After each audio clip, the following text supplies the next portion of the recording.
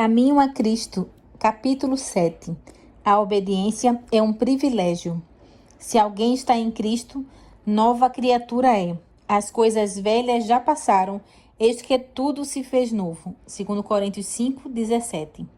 Pode alguém não ser capaz de dizer exatamente a ocasião ou lugar de sua conversão, nem seguir toda a cadeia de circunstâncias no seu processo, mas isto não prova que essa pessoa não seja convertida.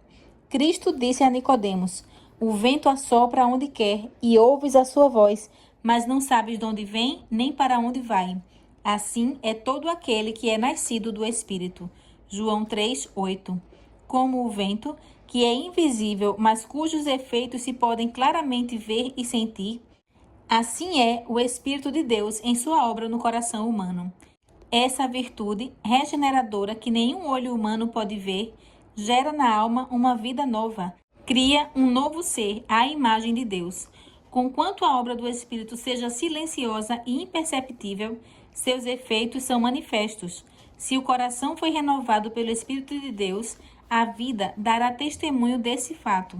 Se bem que nada possamos fazer para mudar o coração ou pôr-nos em harmonia com Deus, se bem que não devamos absolutamente confiar em nós mesmos ou em nossas boas obras, nossa vida revelará se a graça de Deus está habitando em nós.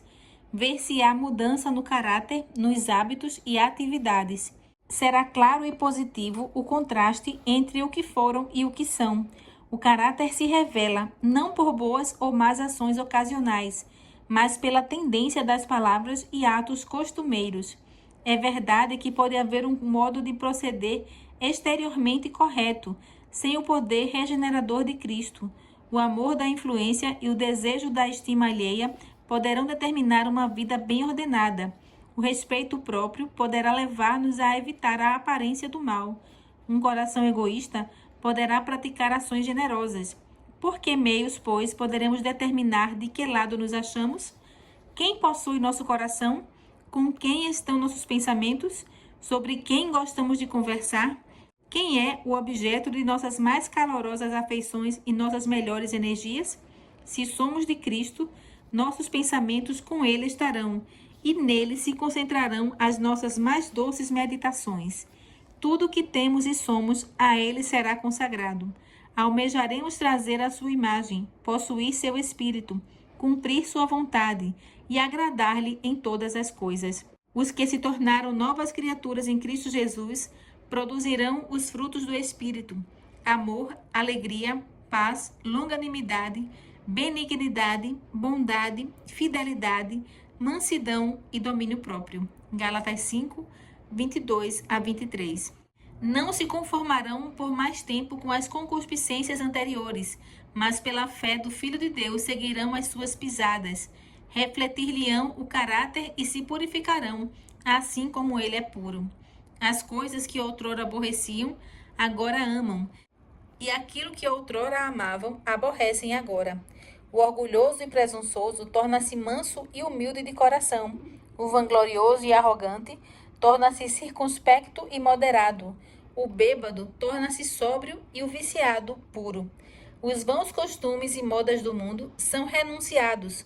O cristão buscará não o enfeite exterior, mas o homem encoberto no coração, no incorruptível trajo de um espírito manso e quieto, que é precioso diante de Deus.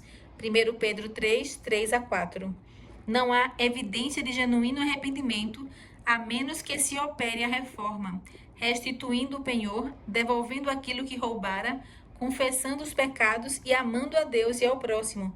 Pode o pecador estar certo de que passou da morte para a vida.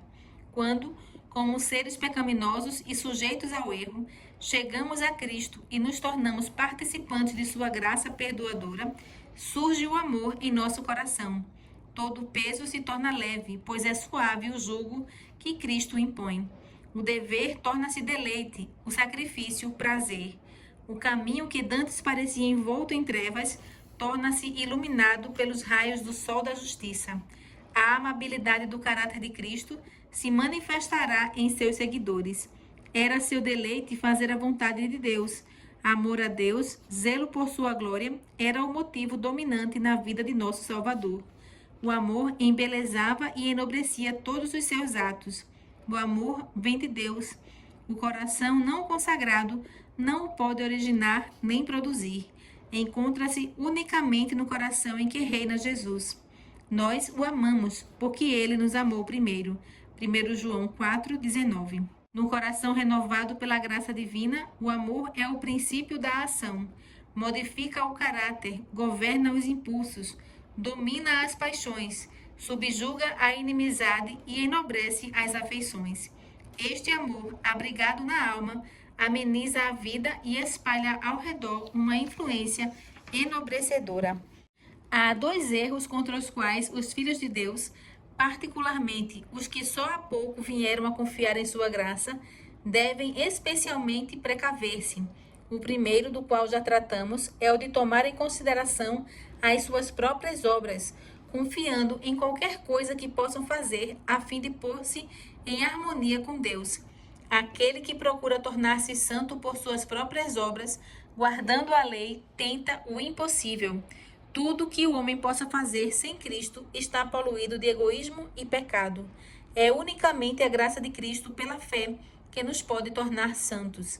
O erro oposto, e não menos perigoso, é o de que a crença em Cristo isente o homem da observância da lei de Deus, que, visto como só pela fé é que nos tornamos participantes da graça de Cristo, nossas obras nada têm que ver com nossa redenção.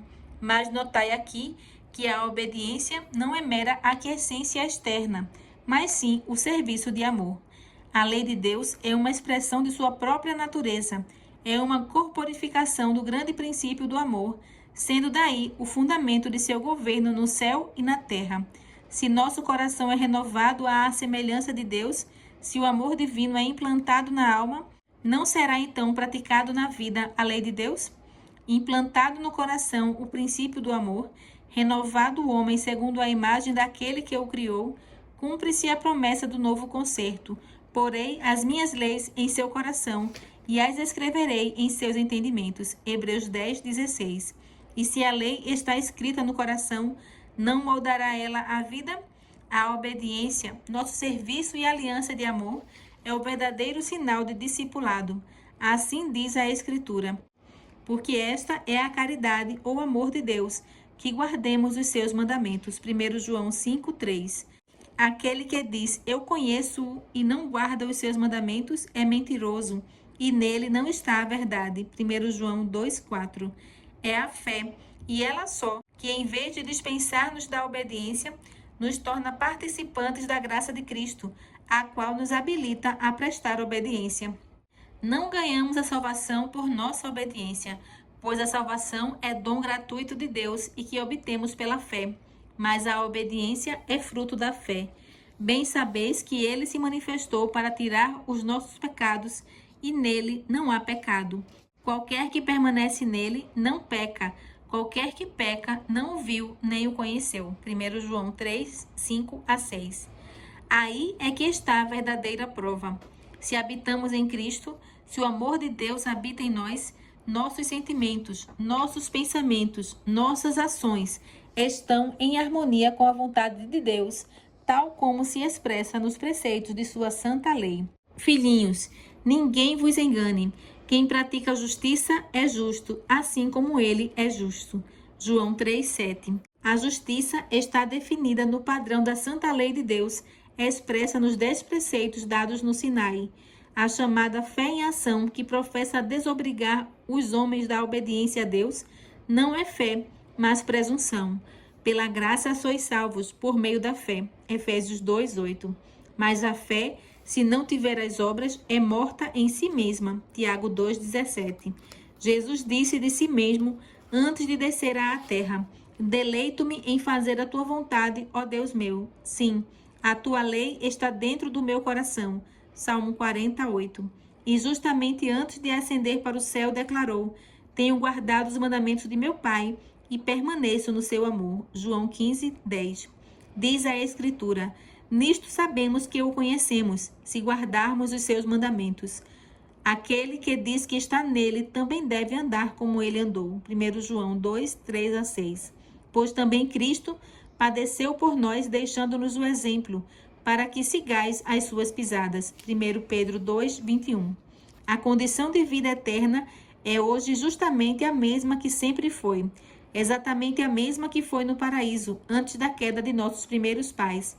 Perfeita obediência à lei de Deus, perfeita justiça. Se a vida eterna fosse concedida sob qualquer condição inferior a essa, correria perigo a felicidade do universo todo. Estaria aberto o caminho para que o pecado, com todo o seu cortejo de infortúnios e misérias, se imortalizasse. Era possível a Adão, antes da queda, formar um caráter justo pela obediência à lei de Deus, mas deixou de o fazer, e devido ao seu pecado, nossa natureza se acha decaída, e não podemos tornar-nos justos. Visto como somos pecaminosos, profanos, não podemos obedecer perfeitamente a uma lei santa. Não possuímos justiça em nós mesmos, com a qual pudéssemos satisfazer as exigências da lei de Deus. Mas Cristo nos proveu um meio de escape. Viveu na terra em meio de provas e tentações, como as que nos sobrevêm a nós. Viveu uma vida sem pecado, morreu por nós, e agora se oferece para nos tirar dos pecados e dar-nos sua justiça. Se vos entregardes a ele e o aceitardes como vosso Salvador, sereis então, por pecaminosa que tenha sido vossa vida, considerados justos por sua causa. O caráter de Cristo substituirá o vosso caráter, e sereis aceitos diante de Deus exatamente como se não houvesseis pecado. E ainda mais, Cristo mudará o coração. Nele habitará pela fé e contínua submissão de vossa vontade a Cristo, deveis manter essa ligação com ele, e enquanto isso fizerdes, ele operará em vós o querer e o efetuar, segundo a sua vontade. Podereis então dizer: a vida que agora vivo na carne, vivo-a na fé do Filho de Deus, o qual me amou e se entregou a si mesmo por mim. Gálatas 2, 20. Disse Jesus a seus discípulos: não sois vós quem falará, mas o Espírito de vosso Pai que fala em vós. Mateus 10, 20. Assim, atuando Cristo em vós, manifestareis o mesmo Espírito e praticareis as mesmas obras de justiça e obediência. Nada temos, pois, em nós mesmos de que nos possamos orgulhar. Não temos nenhum motivo para exaltação própria. Nosso único motivo de esperança está na justiça de Cristo a nós imputada, e naquela atuação do seu Espírito em nós e através de nós. Quando falamos em fé, devemos ter presente uma distinção. Existe uma espécie de crença que é inteiramente diversa da fé. A existência e poder de Deus, a veracidade de sua palavra, são fatos que mesmo Satanás e seus exércitos não podem sinceramente negar. Diz a Bíblia que também os demônios o creem e estremecem. Tiago 2,19. Mas isto não é fé, onde existe não só a crença na palavra de Deus, mas também uma submissão à sua vontade, onde o coração se lhe acha rendido e as afeições nele concentradas, aí existe fé. A fé que opera por amor e purifica a alma. Por esta fé, o coração é renovado à imagem de Deus, e o coração que em seu estado irregenerado não está sujeito à lei de Deus, agora se deleita em seus santos preceitos, exclamando com o salmista: ó, quanto amo a tua lei! É a minha meditação em todo o dia. Salmos 119, 97. E cumpre-se a justiça da lei em nós, os que não andamos segundo a carne, mas segundo o Espírito. Romanos 8, 1. Há os que já experimentaram o amor perdoador de Cristo e que desejam realmente ser filhos de Deus. Contudo, reconhecem que seu caráter é imperfeito, sua vida faltosa, e chegam ao ponto de duvidar se seu coração foi renovado pelo Espírito Santo. A esses, eu desejaria dizer: não recueis em desespero. Muitas vezes, teremos de prostrar-nos e chorar aos pés de Jesus por causa de nossas faltas e erros, mas não nos devemos desanimar. Mesmo quando somos vencidos pelo inimigo, não somos repelidos, nem abandonados ou rejeitados por Deus. Não, Cristo está à destra de Deus, fazendo intercessão por nós. Diz o amado João: estas coisas vos escrevo para que não pequeis. E se alguém pecar, temos um advogado para com o Pai, Jesus Cristo, o justo. 1 João 2:1. E não esqueçais as palavras de Cristo. O mesmo Pai vos ama. João 16:27. Ele deseja atrair-vos de novo a si e ver refletidas em vós sua pureza e santidade. E se tão somente vos renderdes a ele, aquele que em vós começou a boa obra há de continuá-la até o dia de Jesus Cristo. Orai com mais fervor, crede mais plenamente. À medida que formos desconfiando de nosso próprio poder, confiemos mais no poder de nosso Redentor e haveremos de louvá-lo, a Ele, que é a saúde da nossa face. Quanto mais perto vos chegardes a Jesus, tanto mais cheios de faltas parecereis aos vossos olhos, porque vossa visão será mais clara e vossas imperfeições se verão em amplo e vivo contraste com a sua natureza perfeita. Isto é prova de que os enganos de Satanás perderam seu poder, que a influência vivificante do Espírito de Deus está a despertar-nos. Não pode habitar um amor profundo e arraigado no coração daquele que não reconhece sua pecaminosidade. A alma transformada pela graça de Cristo admirará o seu caráter divino. Se, porém, não reconhecemos nossa própria deformidade moral, é isto uma prova inequívoca de que não obtivemos uma visão da beleza e excelência de Cristo. Quanto menos virmos em nós mesmos digno de estima, tanto mais havemos de ver digno de estima na infinita pureza e amabilidade de nosso Salvador. A vista de nossa pecaminosidade impele-nos para Ele, que é capaz de perdoar, e quando a alma, reconhecendo seu desamparo, anseia por Cristo, Ele se revelará em seu poder. Quanto mais a sensação de nossa necessidade nos impelir para Ele e para a palavra de Deus, tanto mais exaltada visão teremos de seu caráter e tanto mais plenamente refletiremos a sua imagem.